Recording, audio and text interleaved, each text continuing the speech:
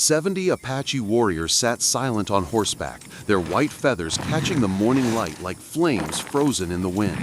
Not a word, not an arrow, not a battle cry, only 70 pairs of eyes fixed on one unarmed cowboy standing alone on the ridge. Ethan Cole felt the weight of their gaze press down heavier than any bullet he had ever faced. He had no horse, no rifle, no way to run. His holster hung empty at his side, and the wide desert stretched endless in every direction. In all his years wandering the frontier, he had never seen Apache warriors sit so still, like carved stone, as if time itself waited for his next move. Yesterday, that ridge had been empty. Yesterday, he had made a choice that seemed simple. Yesterday, he had given away the only horse that stood between him and death. Now 70 Apache warriors had gathered as if summoned by that single act, each one holding a white feather in his hand. Ethan had seen war paint, he had seen death dances and battle cries, but never this. He had no memory, no rumor, no story told around the campfire of Apache warriors raising white feathers in silence. Whatever this was, it was not war. And yet the silence felt more dangerous than any battle he had ever survived. The sun climbed higher above the desert rim, painting long shadows between Ethan and the line of mounted warriors. He could hear his own breath in his ears, shallow and uneven. His canteen hung nearly empty at his belt, the water warm and thin. He had walked through the night across 20 miles of rock and thorn, his boots cut raw, his legs trembling with every step. But nothing in that long march weighed heavier than the moment before him now. He thought back to yesterday, to the sound that had carried across the canyon, a faint moan, almost lost in the wind. He had followed it, though every instinct told him not to. And there, by a dry creek bed, he had found her. A young Apache woman, collapsed in the dust, a blood-soaked bandage tied clumsily around her leg. Her skin was fever-hot to the touch, her breathing ragged. Any other man might have turned away. Apache country was a death sentence for men like him. Helping her could be seen as trespass, even insult. Yet something in her eyes, dark, resigned, unafraid, had stopped him cold. It wasn't a plea for help, it was dignity. The same look he had seen once before in his sister's face, in her final hours when the fever had taken her. He hadn't thought twice after that. He had lifted the woman onto his horse and walked beside her, mile after mile, his hand on the reins, his boots grinding the canyon gravel. For 6 hours, he led the animal while she drifted in and out of consciousness, whispering words he couldn't understand. When at last he brought her to the edge of her people's land, marked by 3 red stones, he had done something he still could not explain. He had sent the horse after her, his only horse, his only possession worth more than his life. With one sharp slap on the flank, he had watched the animal trot into Apache territory, carrying the wounded woman safely home while leaving him stranded, empty-handed, and alone. And now, 20 hours later, 70 Apache warriors had come to decide what that act meant. The warriors did not move. They did not shout or ride forward or raise their weapons. They simply watched. 70 white feathers, caught in the morning sun, fluttered in a way that seemed more like ritual than threat. Ethan's mouth was dry. His hand hovered near the empty holster at his side, not reaching for a weapon, for there was none, but for the comfort of something familiar. Even that small reassurance was gone. He had lost more than a horse yesterday. He had lost the last sense of control he thought he still possessed. He shifted his weight, scanning the ridge for the woman he had saved, hoping she might appear among them. But Ayanna was not there. Only warriors, stone-faced and silent. Then one of them moved. A rider stepped forward from the line. His hair was streaked with gray, his face lined from years beneath desert sun. Around his neck hung a necklace of small bones, and from his belt dangled a scalp with hair the same color as Ethan's own. Yet there was no hatred in the man's eyes, no bloodlust. What Ethan saw instead was expectation, as though the warrior knew something Ethan did not, as though this meeting was not chance, but the unfolding of a decision already made. The gray-haired Apache lifted his hand, and the others shifted their formation in perfect silence. It was not the sudden, chaotic movement of battle. It was deliberate, careful, like pieces arranged on a chessboard according to rules Ethan had never learned. Then the man rode slowly down the slope toward him, carrying his white feather as though it were a weapon sharper than any blade. Ethan's heartbeat thundered in his chest. His boots dug into the sand, but he held his ground. He had run before, from ranches ruined by drought, from graves left unmarked, from promises broken. But there was nowhere left to run now. When the rider drew close, 10 feet away, he spoke a single word in Apache. Ethan didn't understand. The man repeated it, louder this time, and pointed directly at Ethan's chest. His tone carried no anger. Instead, it carried something worse, reverence. "What do you want from me?" Ethan rasped, raising his hands slowly in the universal gesture of peace. "I don't want trouble. I helped your woman because she was hurt, that's all." The warrior tilted his head, listening as though Ethan had said something both interesting and wrong. Then he reached into a pouch at his side and withdrew an object that made Ethan's stomach tighten. It was his bridle. His custom-made bridle, adorned with silver conchos his father had given him. But it was not as it had been yesterday. Now, painted symbols covered the leather, symbols that spoke of a meaning Ethan could not guess. The warrior held it up with ceremony, pointing from Ethan to the bridle and back again. Then, with both hands, he offered a second white feather. Ethan hesitated. Accepting felt like stepping into a covenant he could not read. Refusing might be worse. Behind the warrior, 70 others waited, their feathers glowing like ghostly flames against the sky. The desert wind stirred, carrying a faint echo from the ridge above. A song, high and strange, rising and falling like a prayer in a tongue older than the land itself. It was not a war song. Ethan had heard Apache war cries before, raw, fierce, terrifying. This was different. It was solemn, reverent, filled with something that felt like gratitude and mourning. The song grew stronger. More voices joined, drifting from the canyon behind him. Ethan turned and froze. A procession was emerging from the red rocks. Women, children, elders in ceremonial dress. At their head walked an ancient man crowned with an elaborate headdress of feathers, and beside him, limping but alive, was Ayanna. Her dark eyes met Ethan's across the desert floor. Gratitude shone there, but also pity. And in that moment, Ethan Cole understood that giving away his horse had not been a simple act of kindness. It had been the opening of a door, and whatever lay beyond that door was no longer his choice to refuse. If you found this helpful, a quick like really helps us keep creating. If you're still watching right now, drop a 1 in the comments so I know you're still with me on this journey. The path into the Apache village opened like a secret carved into the desert itself. Ethan Cole followed in silence, flanked by 2 mounted warriors who rode just close enough to remind him that there was no turning back. The canyon walls closed behind them, and what appeared from the outside as barren red stone revealed a hidden basin, alive with smoke, color, and motion.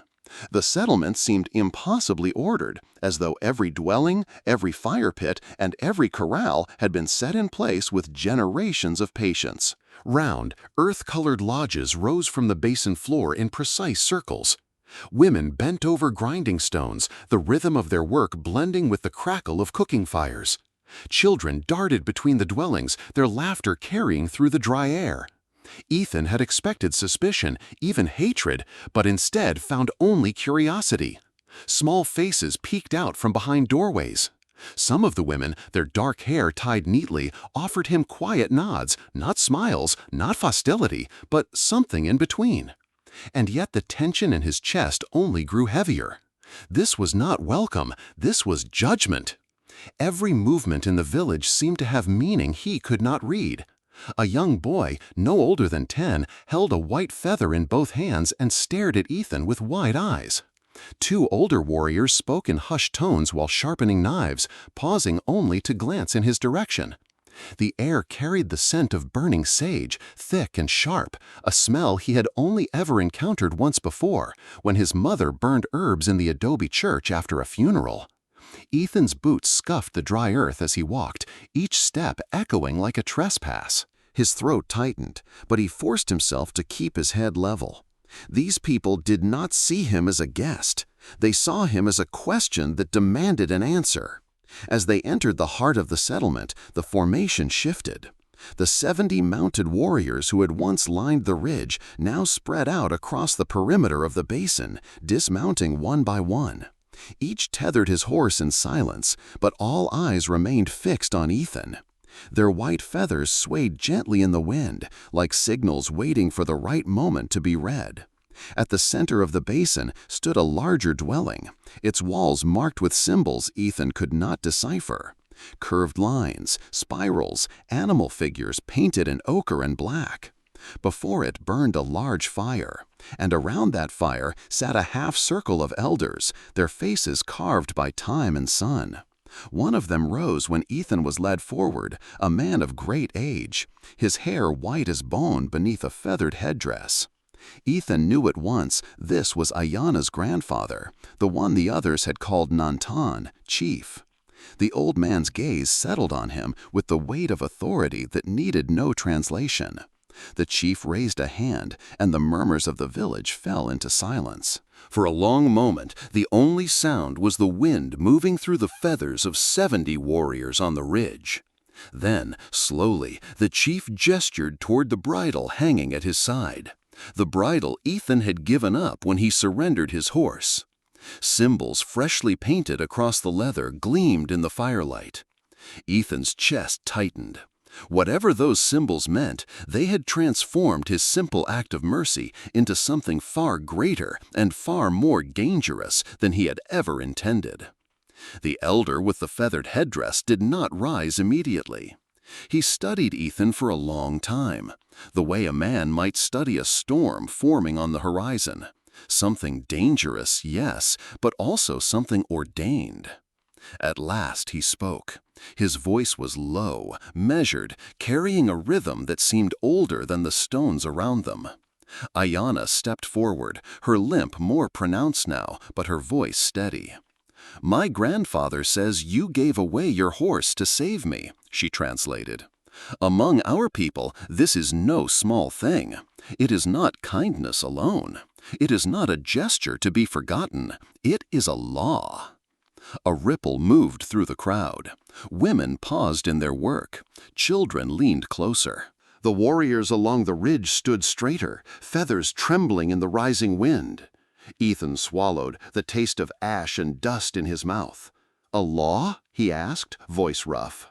Ayana's dark eyes met his. "Yes, the sacred horse gift law. When a warrior gives his horse to save another life, he binds himself to that life and to the people of that life. The bond cannot be undone." The words struck Ethan harder than any rifle butt. He stared at the bridle still hanging from the chief's hand, the painted symbols glowing faintly in the firelight. A gift, yes, but now transformed into a covenant he had never agreed to. "I didn't know," he whispered, his throat tightening. "I thought I was just helping someone who needed."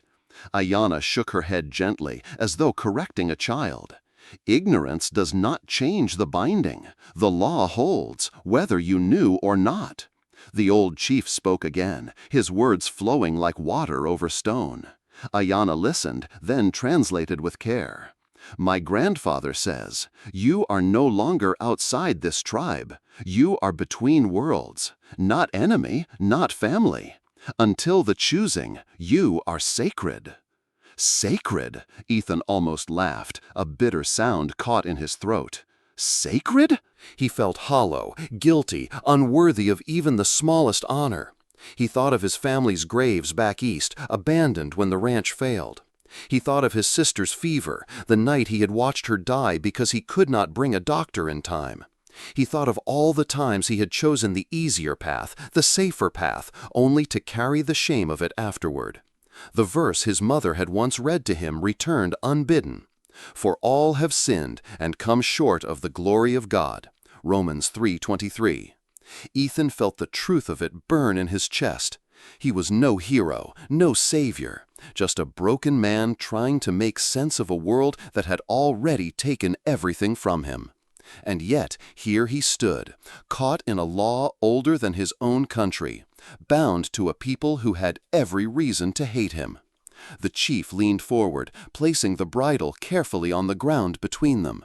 Then, with a slow, deliberate motion, he pointed at Ethan's chest and said a single word that Ayanna did not translate. Ethan didn't need her to. He knew in his bones what it meant. "You belong to us now." The air inside the basin thickened with purpose. What had moments ago been the rhythm of daily life now shifted into something heavier, something ceremonial. The murmurs of children faded, the laughter died down, and in its place came the sound of preparation, measured, deliberate, ritual. Men carried stones, laying them in a wide circle at the center of the settlement. Each stone was placed with precision, as though the ground itself demanded respect. Women began weaving long ropes from twisted fibers, their hands moving with the speed of those who had done this many times before. Children gathered wood of a kind Ethan did not recognize, thin branches that crackled with a sharp scent when thrown on the fire. From somewhere near the ridge came the low beat of a drum, steady as a heartbeat. The rhythm echoed through the basin, weaving itself into the very air. Ethan felt it pulse against his chest, each strike reminding him that time was passing, that the sun inched lower toward the horizon. Ayanna walked beside him, her limp slowing her steps, but not her determination. "They prepare for the choosing ceremony," she said softly. "At sunset, you will stand before the elders. Until then, you are watched, measured. Every gesture, every word will be remembered." Ethan glanced at her, the weight of her words pressing like chains. "And if I fail?" Her eyes darkened, though her face remained calm. "Then your horse is returned to you, but your spirit is poisoned. You would be marked as one who steals honor through false generosity. No Apache would ever trust you again, not in this life." The words landed heavy, but what unsettled Ethan more was the calm certainty with which she spoke them. It was not a threat, it was fact. As they moved through the village, Ethan caught fragments of the preparations. A group of elders painted symbols on their foreheads with clay and ash, whispering words he could not understand. A pair of young warriors sharpened knives, but laid them carefully beside the ceremonial circle, not for battle, but for ritual. The smell of sage grew thicker, smoke rising in spirals toward the reddening sky. Ethan's throat tightened. He remembered another fire long ago, on the night his sister's fever worsened. The doctor had never come, though he had ridden 2 days for help. He had sat by her bedside as the flames in their hearth dwindled, listening to her whisper, "Do what is right, Ethan, even when it costs you." He had not saved her. He had not even tried enough. That shame still burned, a wound that no desert wind could carry away. Ayanna noticed his silence. "You are wondering why they do not fear you, why they do not hate you." He nodded faintly. "Because you are not yet enemy, and you are not yet family. You walk between. That makes you sacred until the choosing. What you decide tonight will shape everything." Ethan looked to the horizon. The sun was sinking fast, a red coin slipping behind the ridges. Every shadow stretched longer, every moment thinner.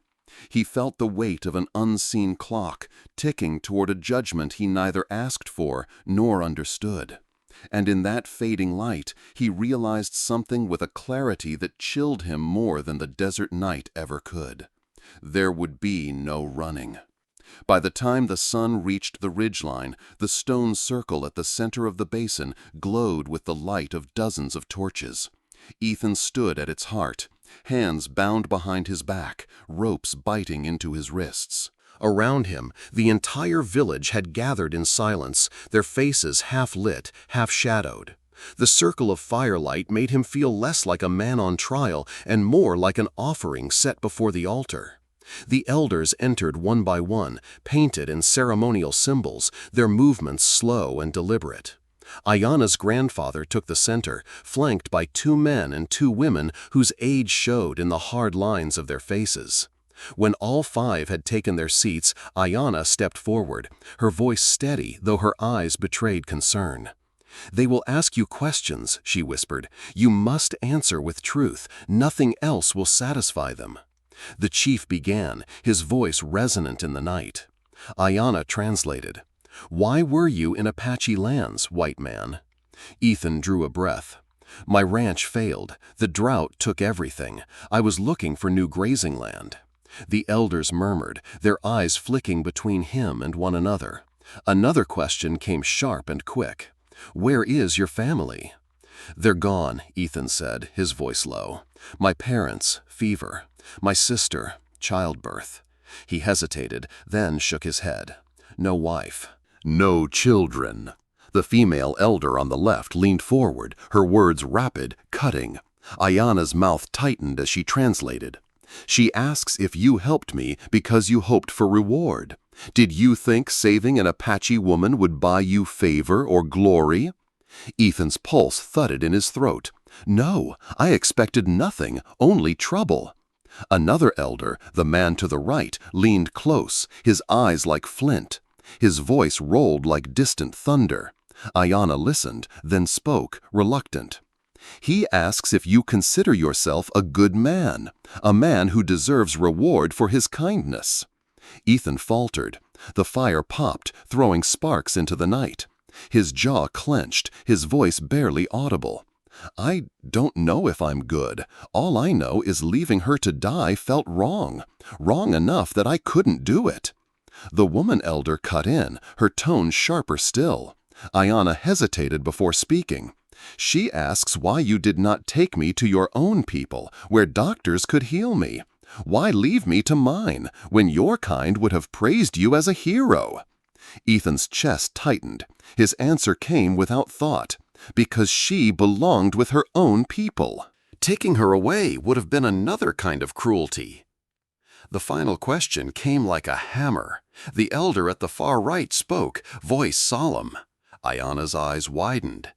"He says, you speak of kindness, but did you not punish yourself? You gave away your only horse, your only chance at survival. Was this mercy to me, or punishment for guilt you already carry?" The words hit like a blade. Images rose unbidden. His sister's fevered eyes, the doctor who never came, the graves he left behind when the ranch failed. He lowered his head. "Maybe both," he whispered. A hush fell. The elders exchanged glances, unreadable. Then Ayana's grandfather rose, his hands lifted to the crowd. His words rang clear and strong. Ayana turned to Ethan, tears in her eyes. "They say your heart spoke truth. You have passed the first test." Relief flooded Ethan, but it was fleeting, for in the same moment the drums outside quickened and the shadows stretched long across the circle. The first test was over. The next waited, heavier still. The first test ended with a murmur of approval, but no applause, no celebration. The silence that followed was not relief, but expectation, like the pause between thunderclaps. Ethan stood at the center of the circle, his wrists still bound, his chest still heaving from the weight of questions that had carved open his past. He had spoken truth, or enough of it to satisfy the elders, but the night was not finished with him. The chief raised his hand, and the drums shifted into a slower, heavier rhythm. Torches were brought closer, their flames whipping in the evening wind, casting long shadows across the faces of the gathered tribe. The firelight painted the warriors in gold and crimson, their feathers glowing like pale flames against the night. Ayanna stepped beside him, her voice hushed but urgent. The second test comes now. This one is not about words. Ethan's throat tightened. What then? Her answer came not from her lips, but from the movement around him. Men carried a long wooden chest into the circle, its surface carved with old symbols that caught the firelight. They set it down with reverence. The lid creaked open, and inside lay 5 arrows, each fletched with different colors: red, black, white, yellow, blue. The crowd stirred, and Ethan sensed the gravity of what was unfolding. The arrows were not weapons for battle. They were tokens, each one carrying a weight he could not yet name. But before he could ask, movement drew his eyes to the edge of the circle. 5 figures stepped forward from the crowd. They did not come as prisoners, they did not come in fear, they came willingly. The first was a boy, no more than 16, his eyes fierce though his hands trembled. The second, a woman of middle years, her hair braided, her expression calm, almost maternal. The third, a warrior with scars etched deep into his arms and chest, proof of battles long survived. The fourth, a girl barely more than a child, her face carrying the same look Ethan remembered in his sister's last moments, innocence too fragile for the world. The fifth, a man near Ethan's own age, his wife and children standing behind him, watching with steady eyes. They formed a line before the elders, silent, waiting. Ethan felt the world tilt beneath him. His mouth went dry. Whatever the second test was, it did not rest solely on his shoulders. It rested on theirs. Ayanna's gaze did not waver. Her lips parted as though to explain, but then pressed closed again. Her eyes told him everything. This was no simple trial. This was judgment sharpened to a blade, and it would cut more than just him. The drums quickened. The sky deepened into indigo, the last rim of the sun vanishing behind the ridge. Darkness bled into the basin, broken only by firelight and the gleam of feathers. Ethan's pulse thundered in his ears. Whatever those 5 arrows meant, he knew one truth with brutal clarity. He had passed from words into something far more dangerous. The second test was not about truth, it was about sacrifice. The wooden chest lay open before the fire, its contents gleaming in the torchlight. 5 arrows rested inside, each fletched in a different color: red, black, white, yellow, blue. The feathers caught the glow like fragments of a dying sun. The chief rose, his hand resting on the rim of the chest. He spoke in Apache, voice steady, ceremonial. Ayanna translated, her words heavy as stone. Each arrow is a trial. Each trial demands courage and risk. Each trial can kill, but one must be faced to prove your worth. The crowd stilled, their eyes locked on Ethan. He felt the ground tilt, his lungs tightening as though the desert itself had closed around him. Ayanna's voice softened, though it trembled at the edges. The red arrow means crossing the Devil's Canyon Rapids at night. The black arrow means entering the cave of the mountain cat and returning with a stone from its heart. The white arrow means climbing the cliff no one has climbed in living memory. The yellow arrow means walking into the land of our enemies and bringing proof of peace. The blue arrow, she hesitated, her eyes darkening. The blue arrow means offering your body to the rattlesnake's bite and trusting our medicine to save you. Ethan's blood ran cold. Every arrow meant near certain death. But the worst was not the arrows themselves.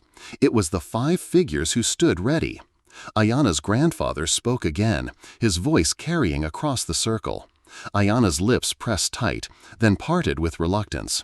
He says, "You must choose who among them will take an arrow in your place." The words hit harder than any blow. Ethan stared at the 5 volunteers, his chest hollowing with dread. The boy, barely 16, his chin high though his knees trembled. The woman with braided hair, steady as stone. The scarred warrior, marked by battles he had already survived. The girl, too young, too fragile, a shadow of Ethan's sister in her final hours. And the man his own age, his children clutching their mother's skirt at the edge of the firelight. Ethan's stomach turned, his voice cracked. I'm supposed to choose to send one of them to die for me?" Ayanna did not answer. Her silence was answer enough. The circle seemed to close in, every eye fixed on him. The warriors on the ridge stood like statues, their feathers catching the night wind. The drums slowed to a heartbeat, each strike pressing deeper into his chest. He thought of his sister's final words, "Do what is right, even when it costs you." Ethan lifted his head, his voice hoarse but unshaken. "No, I will not choose. If these trials must be faced, I will face them, all of them." The crowd gasped as though the night itself had drawn breath. Ayanna's eyes widened, shimmering with both fear and awe. The chief did not move at first. Then, slowly, his gaze softened, and something like respect flickered in the firelight. Around the basin, 70 warriors raised their white feathers high into the air, the gesture like a forest of pale flames swaying against the night sky. The second test had begun, but Ethan had already rewritten it. If you're still watching right now, drop a 1 in the comments so I know you're still with me on this journey. For a long heartbeat, the entire basin seemed to stop breathing. Ethan's words, "I will face them all," hung in the air like a crack of thunder that refused to fade. The fire popped, sparks swirling upward, but no one moved. The 5 volunteers who had stepped forward froze where they stood, as if unsure whether to weep or to bow. Mothers clutched their children tighter. Men leaned forward, their faces caught between disbelief and awe. Even the elders, who had spent a lifetime judging the worth of men, sat in heavy silence, their painted faces unreadable. Then came the sound, soft at first, a rush of fabric and feathers stirring against the wind. One by one, the 70 warriors who ringed the village raised their white feathers high into the night. The sight was otherworldly, a forest of pale plumes swaying in unison against the backdrop of fire and shadow. Ayanna's eyes filled with tears. She had translated his words faithfully, but she had not expected their impact. Her hand trembled at her side, her lips parting in awe. "They honor you," she whispered, though her voice shook. "Never before has a man offered such a choice." Ethan's chest rose and fell with the weight of his decision. His legs trembled, but he stood tall, bound hands steady at his back. There was no taking the words back now, no escape from what they had set in motion. He had crossed the line from stranger into something else, something even he could not yet name. The chief rose slowly, his feathered headdress stirring in the desert wind. He stepped forward, the firelight casting deep shadows across his weathered face. His eyes, dark and unyielding, met Ethan's without blinking. When he spoke, his words rang out over the silent village, carrying the gravity of law and legend. Ayanna translated, her voice soft but clear. "My grandfather says, 'Your heart is already proven. No man who seeks glory would take all trials upon himself. No man who lies could speak those words with such strength. The law is satisfied.'" A ripple moved through the crowd, relief mingled with reverence. Ethan's knees nearly buckled, not from weakness, but from the sudden release of the weight he had braced himself to carry. He had expected danger, suffering, perhaps even death. Instead, his choice alone had shifted the balance. But the silence did not break into celebration. The air remained charged, as though the desert itself listened for what would come next. Every torch flame bent in the same direction, flickering toward Ethan, as if even the fire bore witness to the turning of fate. The chief lifted both hands, palms outward, and the warriors lowered their feathers in perfect unison. The sound of 70 shafts moving together was like the sigh of a great wind across the canyon. Ethan Cole stood at the center of it all, breathless, shaken, and utterly changed. He had spoken the words, and the words had bound him forever. There was no road back to who he had been. The point of no return had come and passed.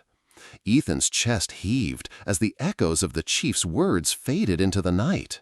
Around him, the people remained hushed, their silence not of doubt, but of reverence. Yet within that silence, Ethan felt the full gravity of what he had just offered. He had stood in the circle prepared to surrender his own life, not in battle, not with the fierce cry of a soldier, but quietly, willingly, by taking upon himself trials meant for many. His knees threatened to give way beneath the realization, but he held firm because he understood there was no greater truth in him than that decision. And then, like a whisper carried on the desert wind, came the memory of his mother's voice.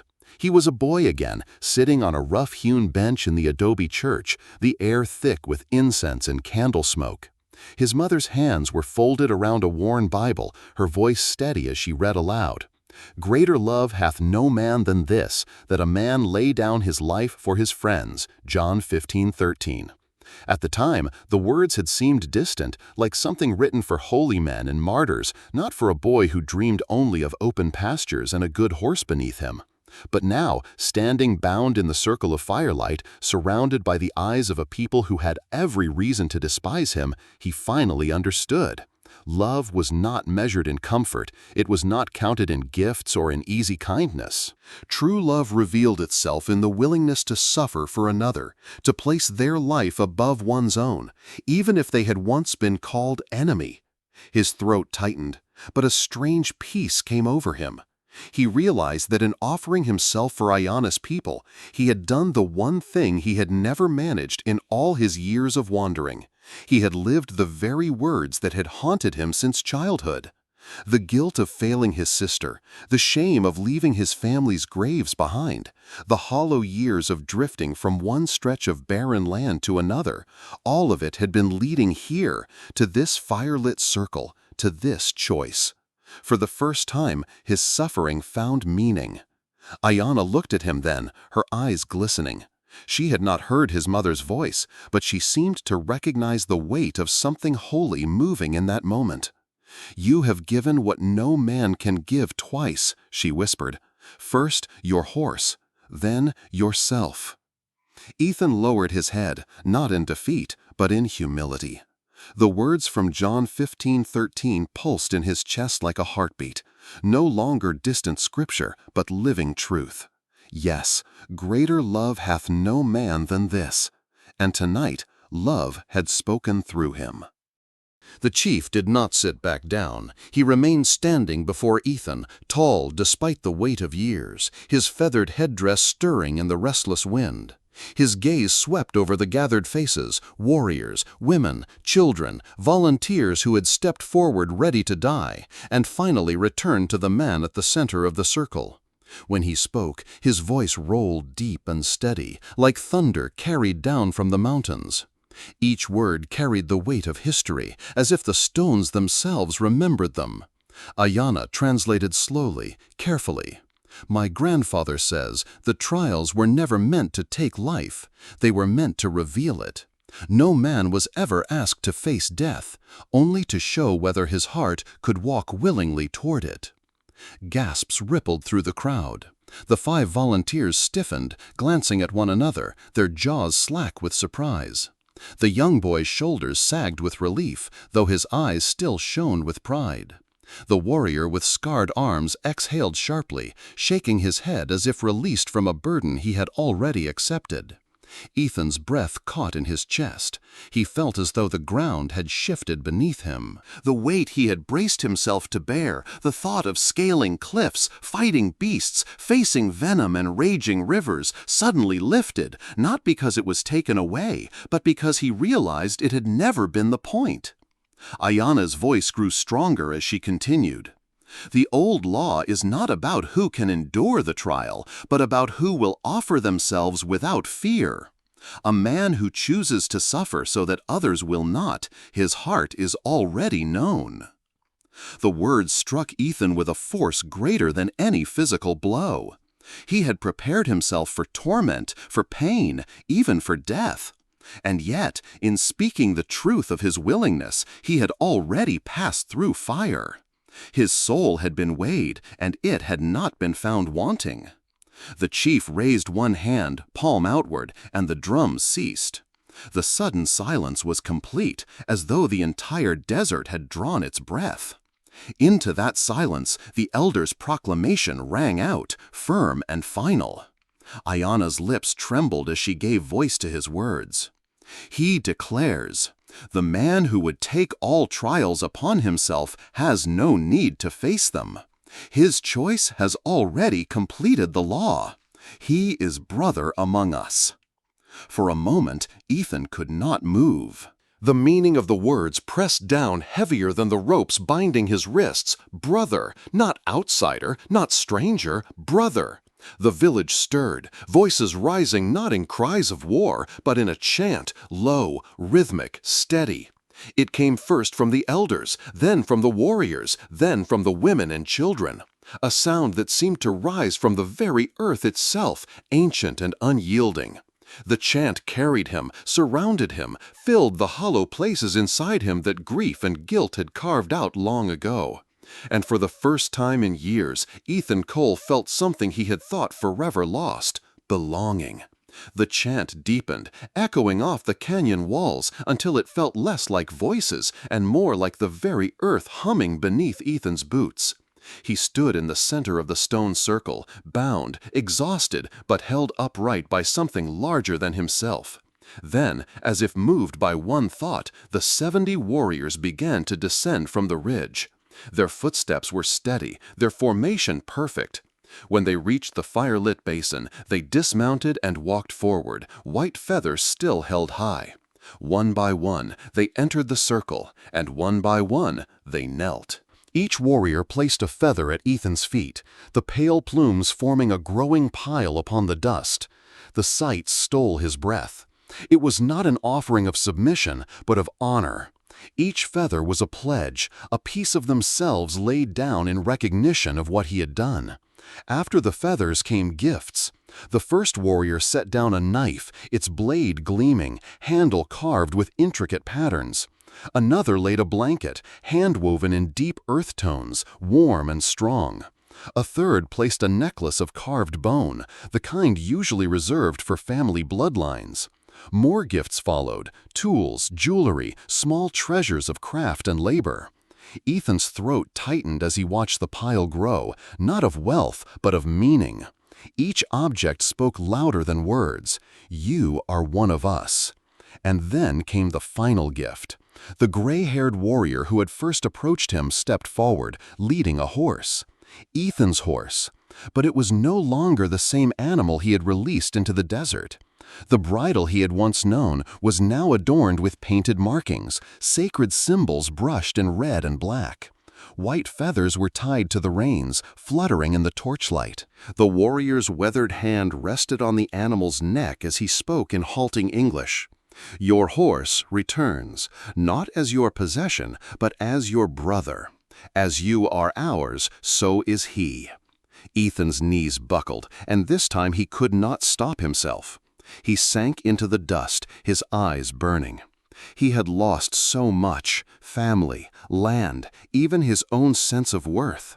And yet here, among those he had once feared as enemies, he was being given back more than he had ever dreamed. Ayana stepped forward, untying the ropes at his wrists with hands both firm and gentle. The fibers fell away, and for the first time since he had entered the village, Ethan was free. Not because he had escaped, but because he had been accepted. The chant swelled around him, stronger, louder, until it filled the night sky. Warriors, women, children, all voices joined as one. The rhythm of it shook the air, reverberating through his chest.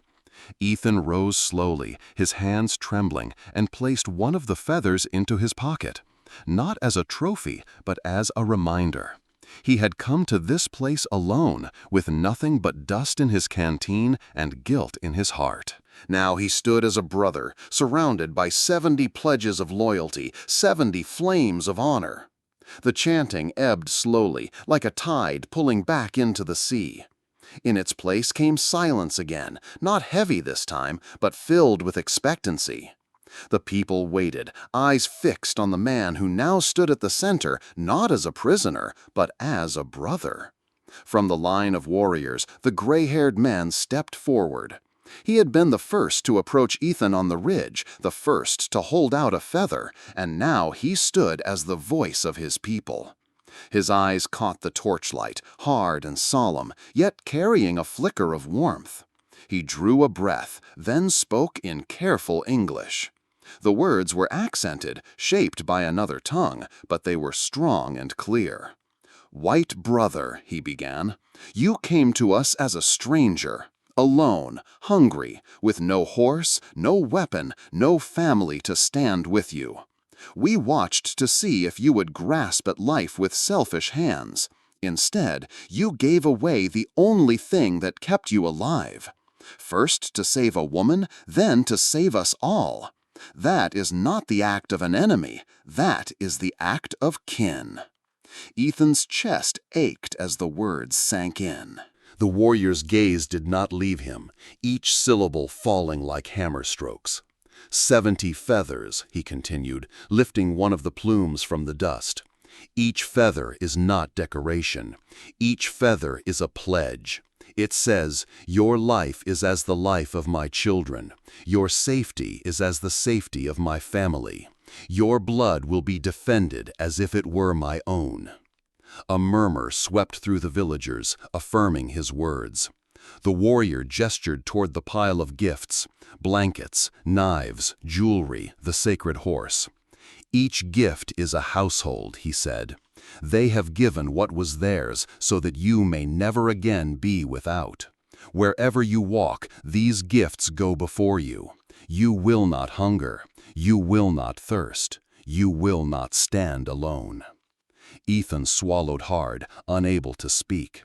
His vision blurred as the weight of it pressed upon him. The warrior's voice grew lower, solemn with the tone of history. "In all the years of our people, only 3 white men have ever been given this honor. 3 men, bound by blood to Apache families. But never," his voice tightened, "never before to a man outside our blood." The crowd stirred at this revelation. Ayana's eyes widened, her lips parting in wonder. Even the elders leaned forward, their faces carved with rare emotion. The warrior stepped closer, close enough that Ethan could see the lines etched deep by decades of sun and battle. "You are the first, not by blood, not by treaty, by heart." He lifted his feather high once more. "From this day, 70 families call you brother. 70 families pledge that your name will be spoken with honor, and your children will walk safely in our lands as long as the rivers flow." Ethan bowed his head, overwhelmed. For the first time since boyhood, he felt not like a wanderer, not like a failure, but like a man who belonged. The warrior's words faded into the night, leaving behind a silence that pulsed with meaning. The fire cracked, the feathers stirred in the wind, and Ethan stood motionless, drinking in what had just been spoken over him. 70 families, 70 lives bound to his. It felt impossible. For so long he had wandered as a man unmoored, drifting from one broken place to another, chasing land that withered, burying family he could not save, walking with guilt that never loosened its grip. He had believed himself cursed, marked by failure, destined only to survive without belonging. And yet here he stood, not cursed but blessed, not cast out but taken in. Ayana moved to his side, her limp pronounced but her gaze steady. She looked up at him, her eyes shining with something deeper than gratitude. "My people say the desert takes much," she whispered, "but it also returns what is truly needed. Tonight, it has returned you to yourself." Her words pierced him more sharply than any arrow could. He thought of his mother again, her hands folded in prayer after burying his father. She had wept, but not as one without hope. She had opened her Bible to a verse she repeated again and again until it seemed woven into his bones. They that sow in tears shall reap in joy. Psalm 126:5. Back then, those words had felt cruel. He had sown in tears his whole life. Tears over graves, over hunger, over failures that stacked like stones. But joy? Joy had never come. Until now. For the first time, the verse no longer sounded like a distant promise. It sounded like the truth already unfolding. His tears, those shed for his sister's death, for the wasted years, even for the hopeless walk across the desert, had not been wasted. They had led him here, to this fire, to this people, to this rebirth. Ethan lifted one of the white feathers from the dust. It glowed pale in the torchlight, delicate and yet unbreakable, a symbol of all that had changed. He tucked it into his coat, close to his heart, where the weight of it pressed warm against his chest. He raised his eyes to the sky, now deep and star-filled above the canyon rim. The heavens stretched wide and unending, no longer empty, but alive with promise. The people around him began to sing again, their voices weaving like threads of light through the night air. It was not a war song. It was not even a song of judgment. It was a song of welcome, of kinship, of joy sown after years of sorrow. Ethan let the sound wash over him. For the first time in his life, he did not feel like an intruder in the world. He felt like a man restored. And as the chant rose higher, mingling with the desert wind and the eternal stars, Ethan Cole knew with certainty his wandering was over. He had reaped in joy. If you like this video, please comment number 9. If you don't like it, please comment number 0. When the chanting finally faded, the village exhaled as one. The fire still burned at the circle's heart, but the energy of the ritual had softened, no longer a storm, but a gentle current. Men spoke again in low voices, women gathered their children, and laughter, tentative at first, broke the tension that had gripped them for so long. Ethan remained at the center, still unsteady, still trying to comprehend the weight of what had just happened. His wrists bore faint marks from the ropes, yet he felt freer than he ever had in his life. Ayanna approached, her grandfather beside her. The old man's face, carved by years of sun and sorrow, now held something softer. He placed his hand on Ethan's shoulder and spoke quietly. Ayanna translated. "My grandfather says, you came to us empty, and now you are full.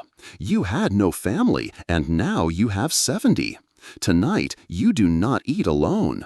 He gestured toward the circle of dwellings where fires glowed warm and fragrant. Families had begun preparing food, bowls of roasted corn, venison stew simmering in clay pots, flatbread baked over hot stones. The scent carried on the night air, rich and comforting.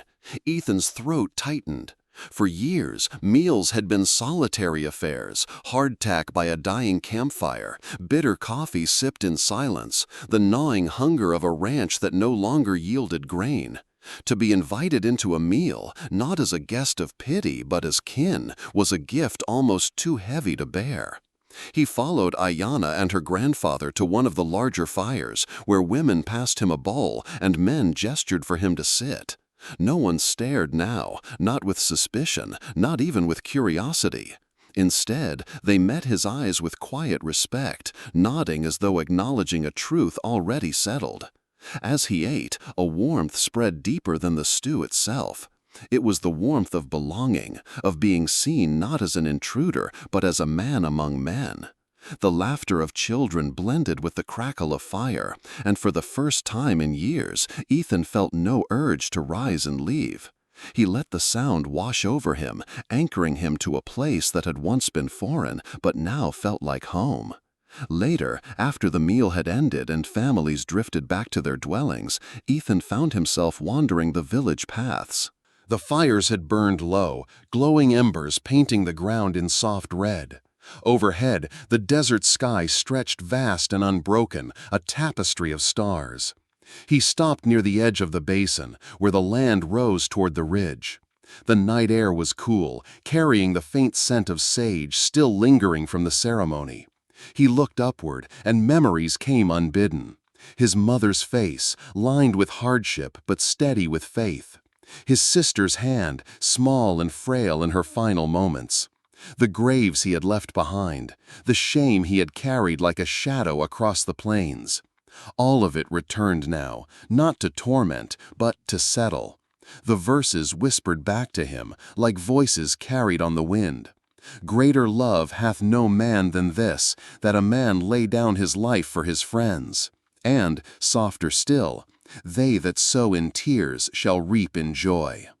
Tears blurred his vision, but for the first time they were not born of grief or guilt. They were tears of release, tears that marked an ending and, perhaps, the beginning of something greater. Ayanna found him there, standing beneath the stars. She said nothing at first, only joined him in silence. At last she spoke, her voice low. "Tonight you are not between worlds. Tonight you are one of us."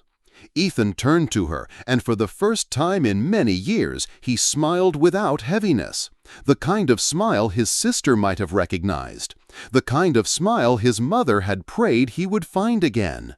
"Yes," he said softly, "for the first time I believe it." The first light of dawn touched the canyon walls, painting them in strokes of gold and rose. Smoke from the dying fires curled lazily upward, and the village stirred with the quiet rhythm of morning. Ethan rose with the people, his heart still full from the night before. His horse stood waiting near the center of the basin, no longer the plain animal he had once owned, but a living emblem of honor. The bridle bore sacred markings, red and black symbols painted carefully onto the leather. White feathers hung from the reins, catching the morning light like fragments of cloud. The sight stirred something deep in Ethan's chest. His horse had returned not as property, but as kin, as the warrior had said. Ayanna met him at the edge of the circle. Her limp slowed her step, but her spirit seemed brighter than it had been since he first found her in the canyon. She carried no words of farewell, only the calm strength of one who understood that partings, too, were sacred. Her grandfather joined her, staff in hand. His voice was low but carried the weight of finality. Ayanna translated, "You came to us alone. You leave with 70 behind you. Wherever the river runs, wherever the mountain wind blows, you will not walk without kin. Remember this." Ethan bowed his head. "I will remember." The 70 warriors gathered once more, mounted and in formation. Their presence was not of threat now, but of honor. They did not ride to chase him away, but to escort him outward, to mark his departure as one of dignity. The villagers lined the basin's edge, silent, watching, their faces no longer guarded, but open, reverent. Ayanna stepped close and touched his arm. "You once walked between worlds," she said softly. "Now you carry both within you. Do not forget either one." Ethan met her gaze, the weight of her words pressing gently but firmly into him. He nodded, his voice rough but steady. "I won't." He swung into the saddle, the leather creaking under him, the reins warm in his hands. For a moment he sat still, feeling the horse breathe beneath him, strong and steady. Then, with a gentle nudge, he moved forward. The warriors fell into place around him, feathers swaying, hooves striking the earth in rhythm. They escorted him up the narrow pass, back toward the ridgeline where he had first stood alone against their silent formation. But now, instead of isolation, he rode within a living shield. 70 warriors flanking him, 70 pledges echoing in each feather. When they reached the crest, the warriors halted. The leader, the gray-haired man who had spoken in English, raised his hand in farewell. "Brother," he said simply, "ride with peace." Ethan touched his hand to his chest in reply. Then he turned his horse northward. Beyond the ridge, the land opened wide, stretching into rolling hills and distant mountains bathed in the light of morning. He had heard once that the grazing there was good, that water ran clear even in the harshest drought. It was land fit for beginning again. The horse carried him forward at a steady pace, the feathers on the reins brushing softly against his hand. He thought of the words whispered into his heart the night before, verses that no longer felt like distant promises but living truths. Greater love hath no man than this. They that sow in tears shall reap in joy. His lips moved in silence, not with doubt, but with gratitude. Behind him, the warriors turned back toward their village. Before him, the horizon stretched wide, the mountains calling. For the first time in his life, Ethan did not feel like he was wandering. He was heading home. Stories like Ethan Cole's remind us that the frontier was never just about land, guns, or cattle. It was about the choices of ordinary men and women who carried burdens, made sacrifices, and sometimes found grace in the most unlikely places. Many of us know what it feels like to wander through deserts of loss, to carry regrets heavier than any saddle. And yet, like Ethan, we may discover that even the hardest trails can lead us home. The Old West is more than dust and history. It is a mirror of our own hearts, where faith, courage, and compassion still matter. If this tale moved you, we invite you to journey with us again.